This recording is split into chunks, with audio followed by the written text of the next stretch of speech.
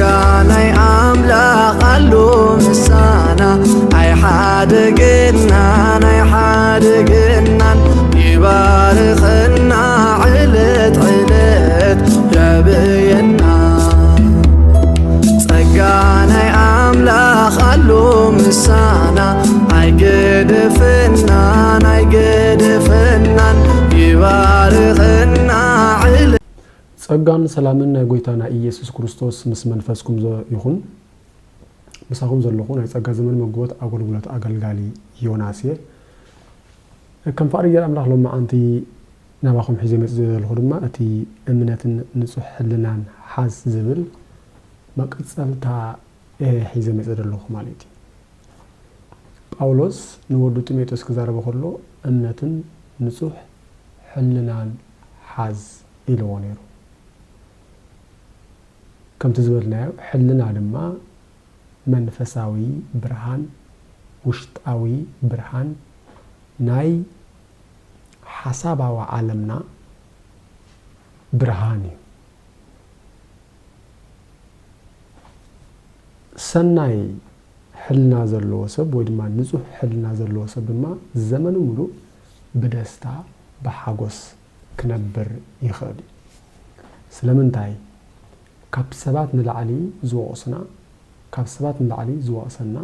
ካብ ሰባት ንላዕሊ ዝግስጸና ካብ ሰባት ንላዕሊ ልክዕና ደስማዓና ካብ ሰባት ንላዕሊ ሓቂ ዝዛረበና ካብ ሰባት ንላዕሊ ዝእርመና ሕልናና ስለ ዝኾነ ነዚ ጳውሎስ እምነትን ንጹህ ሕልናን ሓዝ ዝበሎ ንጢሞቴዎስ ወዱ ስለዚ እምነት አለና نأمنتنا دما نصح لنا كنحزر لي قبعنا اسكت قال دقيما نببو قدما ጢሞቴዎስ ምዕራፍ 1 ካፍር 18 ጢሞቴዎስ ወደይ ኣብትስ ተነግረካ ናይ ትንቢት ቃላት ተመስሪተ እዚ ትእዛዝ እዚ አማዕቆበካ ኣለሁ ነቲ ተነግረካ ቃላትኛ ከሐዞ ተብዕካውን ተዋጋ እምነትን ንጹህ ሕልናን ሓዝ ገሊኦም ሰባት ንሕልኖም ብዘይ ምእዛዝ نأمنتهم كم تعب بمعبل اتتفق مركب أطفئوا معهم قاليهم سبات نحلنهم بزي مزاز نأمنتهم كم تعب بمعبل اتتفق مركب أطفئوا معهم سلازي اتعب مركب بمعبل كم اتملهك كوك عصروس لدي كله اتعب مركب بمعبل تتفق معليتي سلازي قاليهم سبات دما نحلنهم بزي مزاز نأمنتهم أطفئوا معهم سلازي حلنا ناي امنتنا قلاسي كم زخونه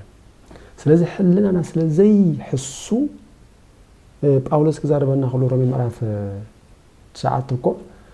በክርስቶስ ሐቅ ከም ዝዛረብ ምር ከም ዘይ حسو بحلنا በመንፈስ ቅዱስ ይመስክረል ይሪኦም አለ ስለዚህ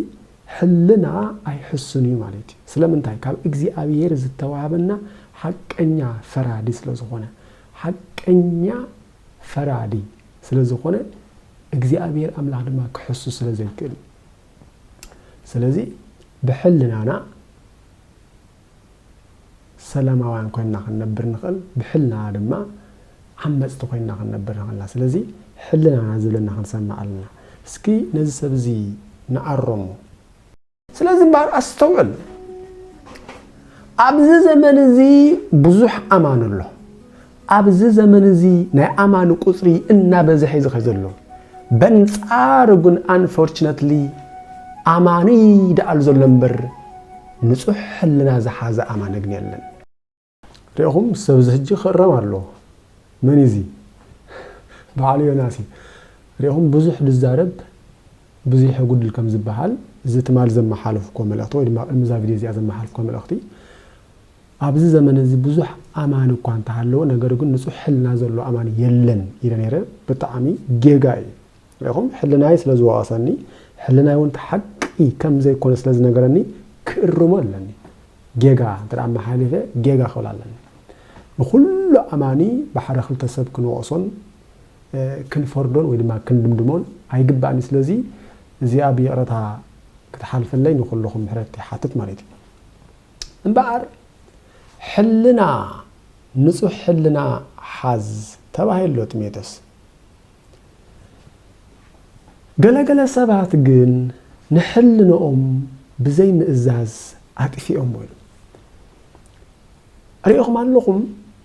ጳውሎስ ድማ ሮሜ ምዕራፍ 14 ፈለስራን ገብተን ሕልኑ ዘይወቀሰ ሰብ ብፁዕ እዩ ኢሉናል ብፁዕ ማለት እንታይ ማለት ብፁዕ ማለት ዝተመስገነ ዝተባረኸ ዕድለኛ ደስተኛ ማለት እዩ ብፁዕ ማለት ሪኦም ድንግል ማርያም እንታይ አላ ናሁ እምይ እዝየስ ያስተበጽኡን ይኩሉ ትውልድ ካብሎም ነው ኩሉ ወለዶ ብጽእ ተኽብለኒ ይኽብል ከላኮ ከምልኸኒ ከመስግነኒ ማለት አይኮን ታዳ ዝተባረኽ ክብለኒ ዝተመስገንኪ ክብለኒ ዕድለኛ ክብለኒ ደስተኛ ክብለኒ ማለት አይ ስለዚህ ሕልኑ ዘይወቀሰ ብፁዕ እዩ ማለት ዝተባረኸ እዩ ዝተመስገነ እዩ ዕድለኛ እዩ ደስተኛ ድማ እዩ ስለዚህ ሕልና ንጹህ ሕልና ሓዝ ዝብሎ ዘሎ እዞም ሰባት እዚኣቶም ኣብዚ ግን ገሊኦም ሰባት ንሕልኖኦም ብዘይ ምእዛዝ ንእምነቶም ከምታ በማዕበል እትጠፍእ መርከብ ኣጥፊኦም እዮም ዝብሎ ዘሎ ንሕልናና ተኣዘይ ንእዘዝ ኮይና ሪእኹም ኣለኹም ናብ ኣእምሮና ካልኣት ኢሎ ማለት እዩ ልብ በለለይ ንሰብ ሰለስተ ዓለም ኣለዎ ክንደይለካ ንዓኻ ሰለስተ ኢለ ንሰብ ሰለስተ ዓለም ኣለዎ ስጋዊ ዓለም ወይ ድማ ምረታዊ ዓለም መንፈሳዊ ዓለም ወይ ድማ ሰማያዊ ዓለም ሓሳባዊ ዓለም ኣለዎ ስጋዊ ዓለም ኣለዎ መንፈሳዊ ዓለም ኣለዎ ሓሳባዊ ዓለም ኣለዎ ስለዚህ ሰብ ክጥንቀቕ ዘለዎ ናቲ ሓሳባዊ ዓለሙ እዩ ሰብ ሓሳባዊ ዓለም ክጥንቀቕ ኣለዎ እንታይ ዝሓስብ ገለገለ ሰባት ውሽጥኻ ዝብለካ ከተሰማዕ ኣለካ ውሽጥኻ ዝብለካ ከተዳምጽ ኣለካ ዝብሉ ሰባት ኣለዉ ብርግጽ ንውሽጥና ሞ ከነዳምጽ ኣለና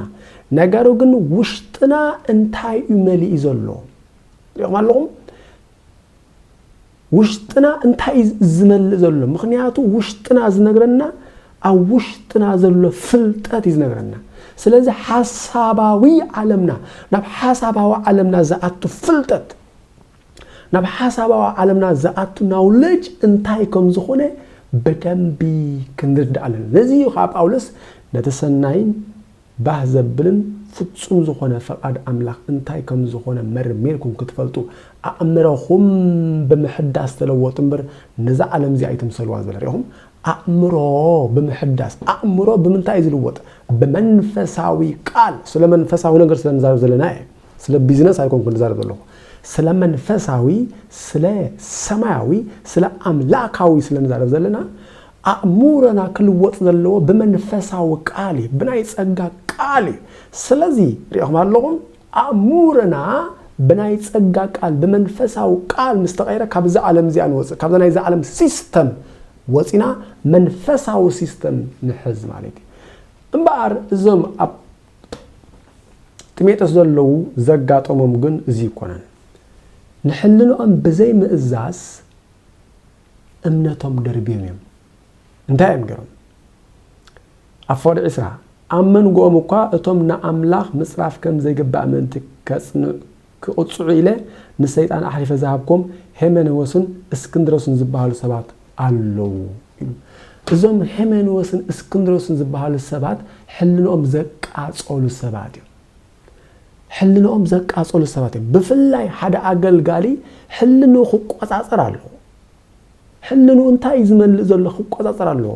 እዚኦም ሄሜኔዎስ እስክንድሮስ ፊሊጦስ ዝበሃሉ ሰባት ኣብ ጢሞቴዎስ ሓደ ግሩፕ እዮም እስኪ ኣብ ካልኣይ ጢሞቴዎስ ምዕራፍ 2 ከይና ንርአዮም ካልኣይ ጢሞቴዎስ ምዕራፍ 2:17 ከምዚ ይብል ትምህርቶም ከም መንሽሮ እናላሓመ ዝባላዕ እዩ ኣብ መንጎኦም ሄሜኔዎስን ፊሊጦስን ዝበሃሉ ይርከብዎም ንሳቶም ካብ እምነት ዘንቢሎም ትንሣኤ ሙታን ቅድሚ ሕጂ ኮይኑ እዩ እናብሉ እምነት ብዙሓት ሰባት ይገላብጡ ኣለዉ ይብሉ ሪኦም ናብዞም ናይዞም ሰባት እዚኣቶም ኣእምሮ ናብ ሕልናኦም ካኢ ኣምላካዊ ዝኾነ ሓሳብ ኣትይሎ እዚ ኢ ኣምላካዊ ዝኾነ ሓሳብ ድማ ኣንጻር ኣምላኽ ስለ ዝለዓል ዘሎ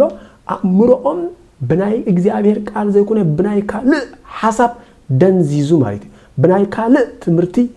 دنزيزو بناي ديابلوس تمرتي أمرهم تقاصيلو سلازي أمرهم ناي ديابلوس تمرتي سلازي مالا نناي إجزيابير قال نمنفساوي قال نمنفساوي عالم زتقاصله خوينو زتقاصله زحارر كوينو مايت إذا مسوات زياتهم تايم كوينو دنزيزو ميم أمرهم منفساو ملأخت خم حالف أي كلني سلازي حلنا زبلنا خنسمع لنا جن حلنا انتاي ملي زلو دما كان دامس لنا مالت باولوس سلازم صوت زياتهم كزارب كله تحتيلو عب معرف كل تحجون كلايت ميتس معرف كل كم زيبل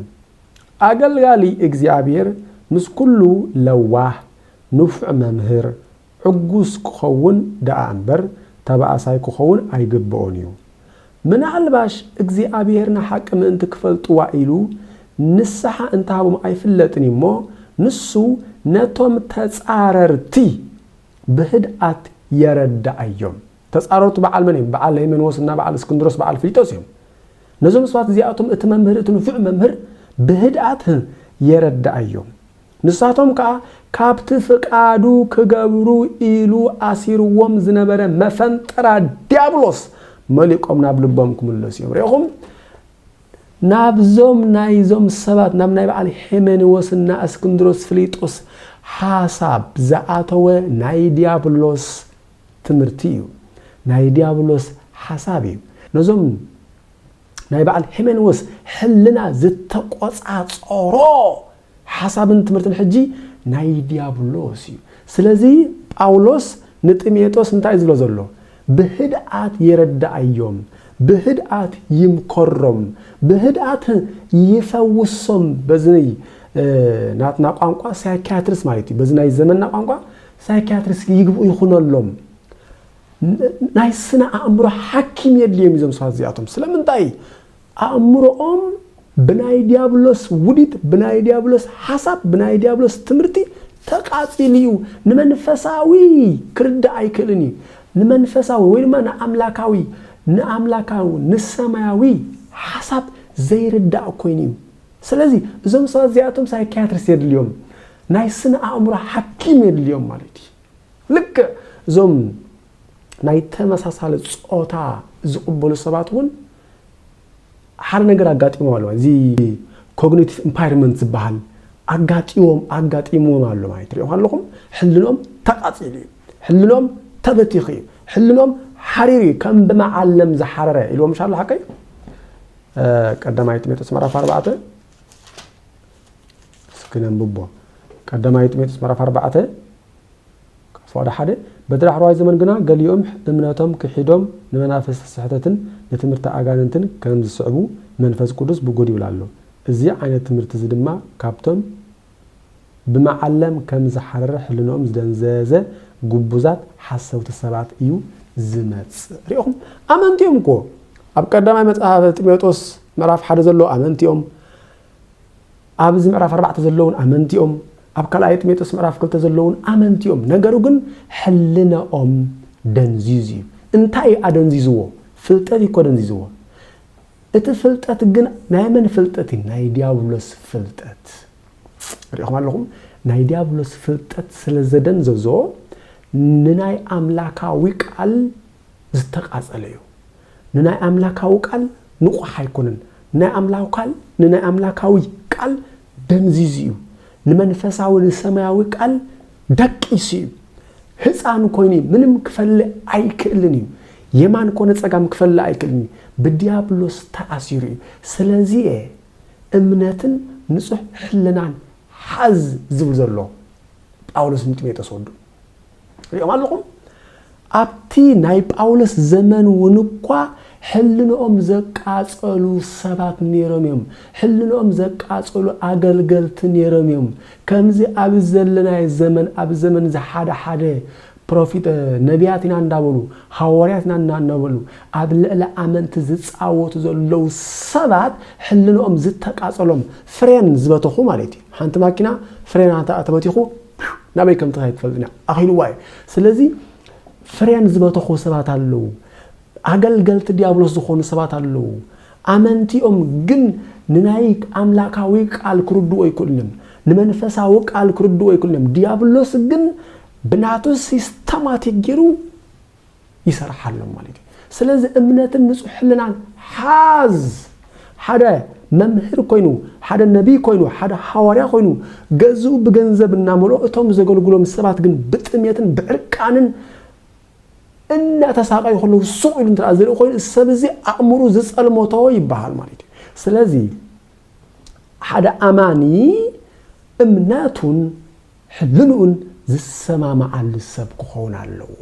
ስለዚ ሕልና ዝብል ቶፒክ ብጣዕሚ መሰረታዊ ነጥብ ስለ ዝኾነ ኩላትና ከነስተውዕለሉ ይግብአና እዩ ሕልኑ ዝጸልሞቶ ሰብ ግን ምንም ዘይፈልጥ ሰብ ብዕድመ ዓብንበር በተሐሳስባ ገና ህፃን ነዚ እኮ ጳውሎስ ቆሮንቶስ ቆቆሊት እኮ ኣይኮን ነይሮም ኣብ ቀዳማይ ቆሮንቶስ ምዕራፍ 17 ፈልሳ ኃጢአት በምስራህ ዳ ህፃናት ኩንበር በተሐሳስባኹምሲ ህፃናት ኣይትኹኑ ኢልዎም ህፃንነት ድማ ሕማቅን ጽቡቅን ዘይምፍላጥ ሰብ ቆሮንቶስ ሪኦም ኃጢአት በምስራህ ዳ ህፃናት ኩንበር በተሐሳስባኹም ህፃናት ኣይትኹኑ مناسي صبؤت يخم طلعت صبؤت يخم جن كبتحساسبكم هزانات يخم زلهم جنا يخم زلهم حماقن صبؤن زيت فلي يخم زلهم يزبن فلو سلازي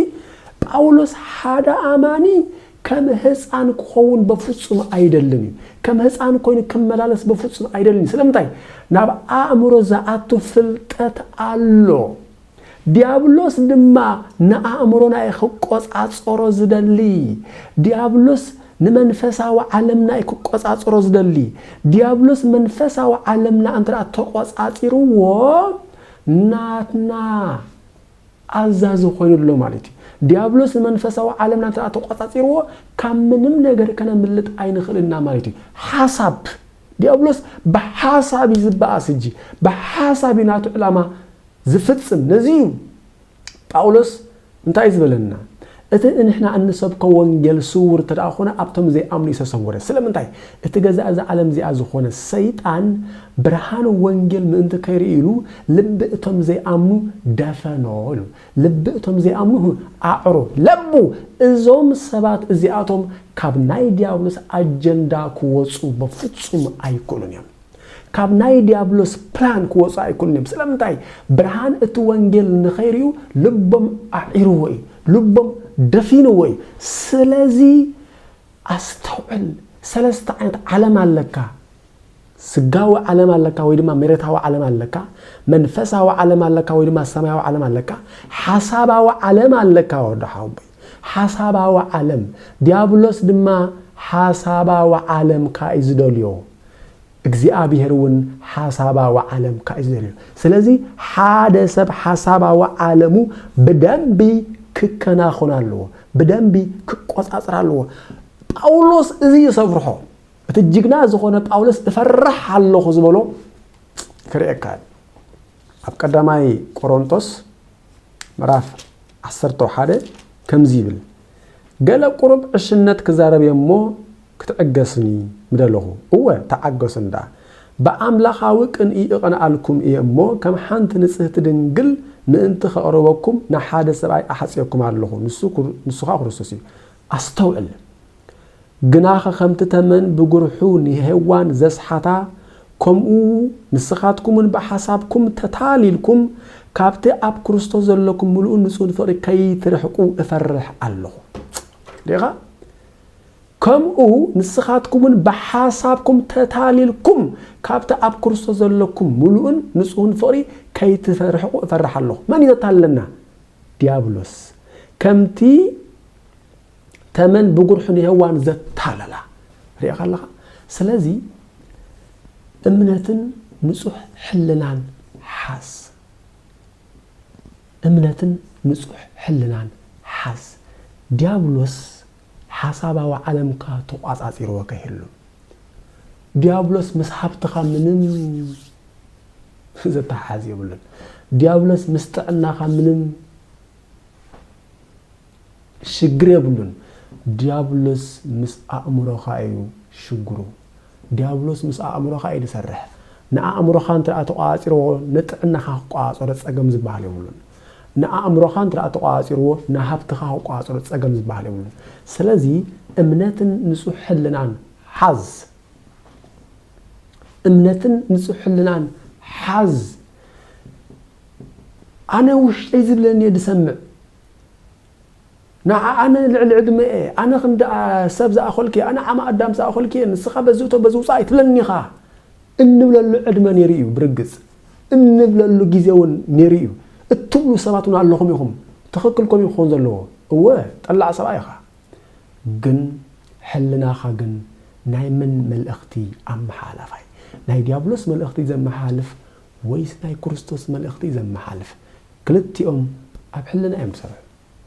سلازي امنتن نصح حلنا حاز اب امنت كوين كاون امنت كا ام امنت كوين كاون كمتم نحلنهم بزي مئزاز نامنتهم زطفو ناي امنت كام مركب كسبركا خيل اب امنتهم اب امنت كوينمون كمت ناي اغاننت تمرت زم حلالفو حلنهم كم بمعلم زحرره نسخاون ناي اغاننتي اغلغال خدكون تخليخا